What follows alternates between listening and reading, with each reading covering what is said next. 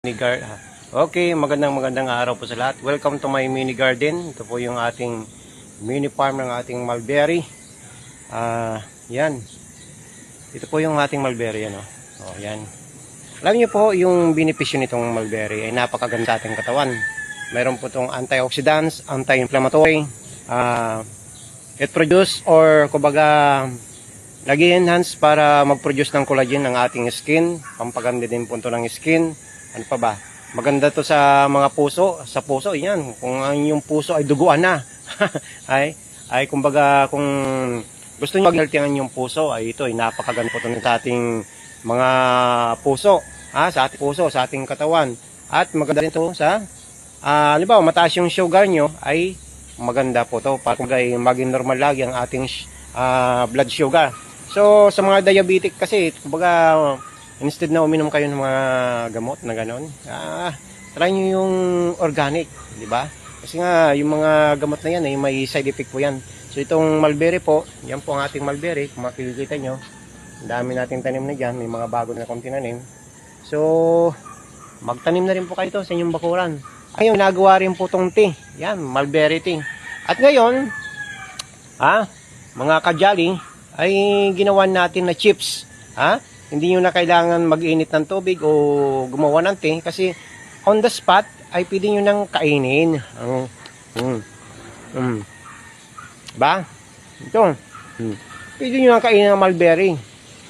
Kasi ginawa na natin chips na talagang ma-enjoy nyo. So, ano pang hinihintay nyo? Subukan nyo na yung ating mulberry chips na talagang napaka-healthy po. Na talagang kumbaga pag natikman nyo, hanap-hanapin nyo, at hindi kayo magdadalawang isip na kumain ulit kasi napakasarap. Hindi nyo na kailangan mag-tea. At the same time, kung meron kayong mulberry tea, yung partneran nyo ng mulberry chips, ay naku, siguradong buong araw nyo ay napakasigla nyo. Yum!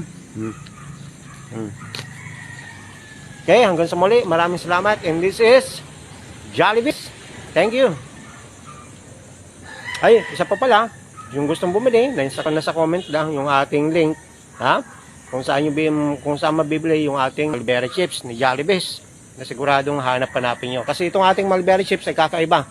Kumbaga ikukumpara nyo, kung ikukumpara nyo yung nutrients nitong ating mulberry chips, o kaya yung itong mulberry leaves, ay kumbaga multiple ang kanyang nutrients, vitamins and minerals na makukuha compare sa mga ibang gulay, tulad ng kangkong, na sikat ngayon, na chips.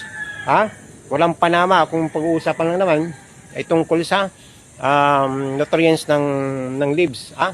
So ngayon, kakaiba yung lasa nito. Kaya kung pag natikman nyo, magugulat talaga kayo. Magugulat kayo pag natikman nyo yung ating mulberry chips. Kasi nga, itong ating mulberry leaves chips ay hindi puro arena. Hindi puro arena na pag kinagat mo ay arena agad. Matitikman mo talaga yung lasa ng mulberry. Kasi nga, ginawa natin ng paraan na talagang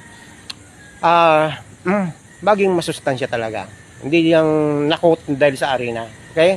So, tikman na. Tikman nyo na po ang ating mulberry chips galing sa mulberry leaves. Okay? Thank you and God bless.